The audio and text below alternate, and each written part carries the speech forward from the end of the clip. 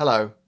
I was going to start this video with an advanced apology in case at any point you could hear a baby screaming or a 4-year-old having a tantrum, both of which are highly likely. But at the moment I can't hear either of those two things, so I assume that they're eating. They are playing Frozen songs though, so I'll go and sort that out. You've got some screwdrivers up here. Arthur's playing with the wine. Okay, let's go and Arthur's playing with the wine? Yeah, thanks for letting me know. Oh dear. School holidays. Joyous. Also, this video is sponsored by Squarespace. If you need a website or a domain, go to squarespace.com/James for 10% off your first purchase. Right, I have just returned from our latest photography workshop in Antarctica, our third photography workshop in Antarctica. And if you're interested in our fourth, link down below. And I might at some point have a video from our third trip down to Antarctica. I don't know for sure though. I've got lots of footage to go through and 16,500 photos as well. Seriously. But on the way to Antarctica, and indeed on the way back, I had several very long flights. And in part I used those flights to think about my cameras. I've got cameras up there, on the shelves up there, I've got cameras behind me on a shelf up there, and I've got lots of cameras here. And I thought today I could talk about why I have lots of cameras. And if you're new to photography, you might be thinking, well, you've got lots of cameras because you're a photographer. But that's not actually the case. To be a photographer, you need one camera. And even if you've got a photography business, you could probably argue that you need two cameras. But beyond that, cameras very quickly become costs. And first rule of business is to reduce costs wherever possible. So more cameras is not always a good thing. Even for photography, actually, because often if you're switching between cameras, you get confused with the buttons and the settings and the custom modes and the dials, and you end up missing shots because you're confused about which camera you're using and which cameras have which settings, etc. But here we are. I have lots of cameras, and I have them not because it's good for business or indeed my photography.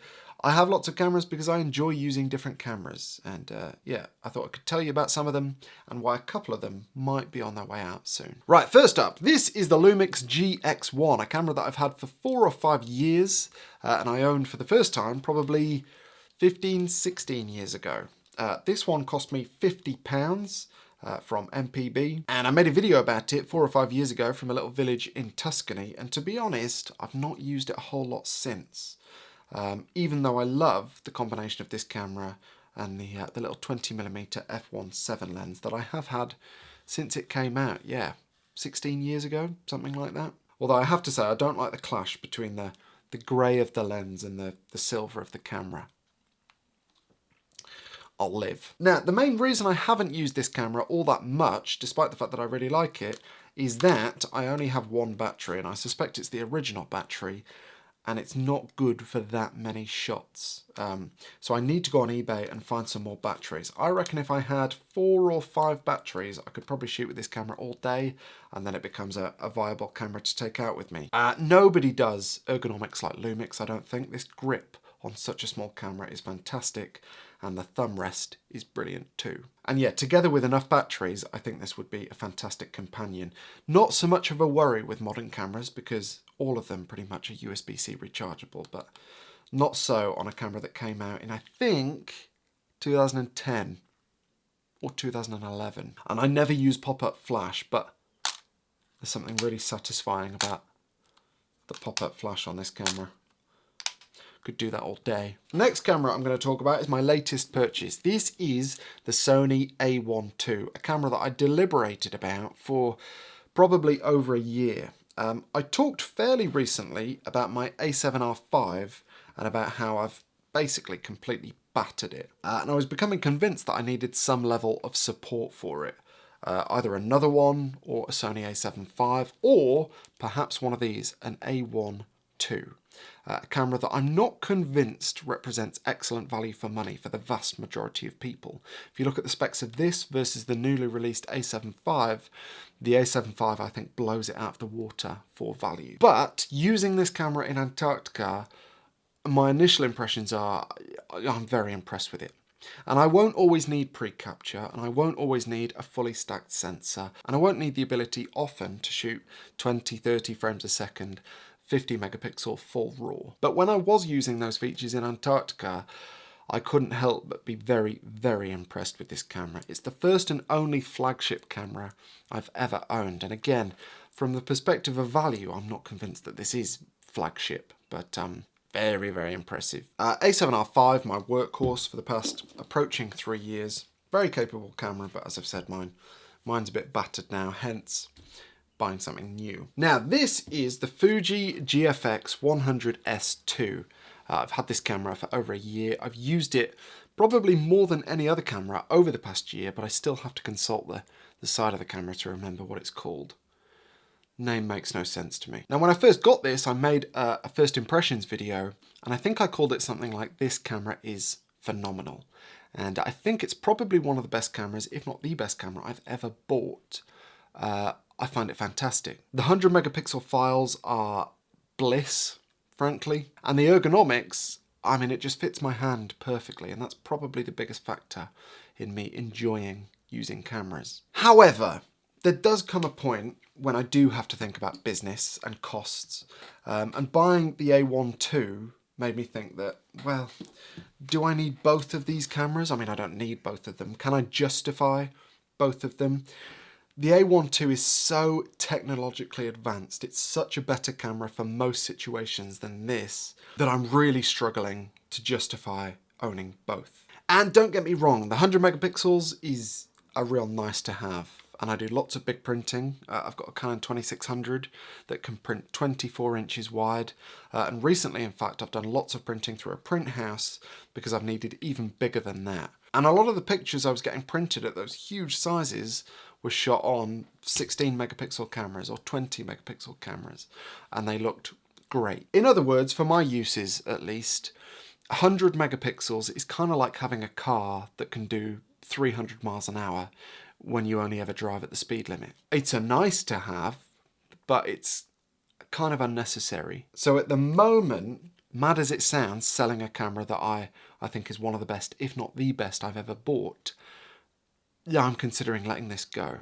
because this can't shoot quickly, this doesn't have pre-capture. The autofocus on this camera is good, but nowhere near as good as the Sony.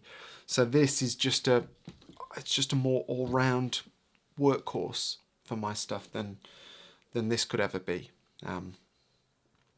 Yeah, so we'll see. I will struggle to let this go, but from a business perspective, it makes no sense having both. Next, bit of a random one in some ways, the Fuji X100 VI. I bought this camera a few months back, used, because it felt like a bit of a free hit. These cameras are so in demand that I reckon I could probably get roughly what I paid for it if I decided to sell it. And when I first tried this camera a couple of years back when it first came out, I wasn't massively enamored with it. But since then, as a result of owning this camera and using this camera a lot over the past year, I've had lots and lots of contact time with Fuji files and Fuji colours, and therefore I wondered if I would have a different experience with this camera now that I've had lots of time playing around with Fuji files. And perhaps at some point I'll do another dedicated video on this camera now that I've had much more time to play with it than I had with the one I borrowed for a couple of weeks, a couple of years back. But in short, this is a camera that I bought to test as a camera to take out when I don't really want to take a camera with me. If I don't want to take a Sony with me, for instance, if I'm just popping to the shops, this is a camera I've bought to see if it can fill that void. And that, together with my iPhone, is a void that previously has been filled with this Ricoh GR III X. So this is the 40mm variant, and by the way, I know this is ridiculous. I know I need to get rid of at least a couple of these cameras. This is the other one I would consider getting rid of, because I think over the past few months I've found that I've enjoyed the Fuji X100 more now that I've had experience with Fuji files than the Ricoh, even though this is pocketable. And don't get me wrong, I think the form factor in particular of this camera should be celebrated, and the files are lovely. I just don't get on with it as a day-to-day item, and I don't like the fact it's not weather sealed. So yeah, I think this and the GFX might be on the list of things to go, together with some lenses, which hopefully will make my accountant a bit happier. Then, last but not least, my Fuji GW690 II. Another Fuji with a fantastically useless name. I was talking about this camera a couple of videos back, my first film camera for a long time, and basically come summertime, I'm very excited to play with this when there's plenty of light. As I mentioned in the video that I made about this camera, I've got lots of playing around to do and finessing with regards to my scanning process. But since owning this, I have really enjoyed shooting with it. And as I say, when summer comes around and the light improves, I am looking forward to playing around with some different film stocks than Portra 400, perhaps some slower film stocks. So yeah, we'll see. But this one's not going anywhere. And then special mention for my Lumix G9, which I've not put on the table. I get asked about that camera all the time. I still have it. My one is battered. I took it all over the world and used it for many years. And I'll never sell it. A, because it's not worth anything, it's battered. I mean, it makes my Sony A7R look new. All right, I'll be down in a minute. Okay? Yeah. See you later. Thanks, buddy. Nice one, Noah. But the G9 was pivotal to me in my career. I figured out so much about what I wanted to shoot, how I wanted to shoot, the direction I wanted to take my work in. And therefore, I feel like I owe that camera a lot. So, yeah. We'll never sell it, and maybe I'll make a video or two with that at some point this year, if I can get it to work. Anyway, I'm waffling on now, but I feel like I've learned some stuff about having these cameras, the cameras up there, the cameras up there, and all the cameras, the dozens of cameras probably, that I've bought and sold over the years. First thing, I would say that I don't think that there is such a thing as an upgrade. Which perhaps sounds a bit of a strange thing to say, but there is always a compromise when you buy a new camera or a camera with more features than your current camera. Typically in that instance, it's price. And very obviously, if you spend more money on a camera, that's less money to perhaps go and take photos. And I remember years and years ago suggesting that rather than having a camera budget, you should have a photography budget, that the camera budget sits within. And your camera budget shouldn't use up all of your photography budget, because very obviously you'll run out of money to go and actually take photos in places that inspire you, in light that inspires you. And yet, in short, there is always a compromise, and sometimes it's cost, and perhaps other times if you end up with lots of megapixels, it's shooting speed or depth of field, as is the case with medium format. There is no such thing as a free lunch, and there is no such thing, in my opinion, as a perfect camera. And while I do think it's worthwhile finding a camera or cameras that suit your needs, I also think that I have wasted huge amounts of time researching different cameras, different brands, different lenses for those cameras that haven't massively moved the needle for me. If I look at my portfolio, all those photos have been taken with these cameras and lots of other cameras, and all of them did great. And so it's never been the case that I needed one of these particular cameras to do a particular thing. Sure, pre-capture is great. Sure, 100 megapixels is great. But the reality is, I can get by without these things. And whenever I've convinced myself that that's not the case, it has typically cost me an awful lot of money. Another thing I've learned is that cameras are all so similar.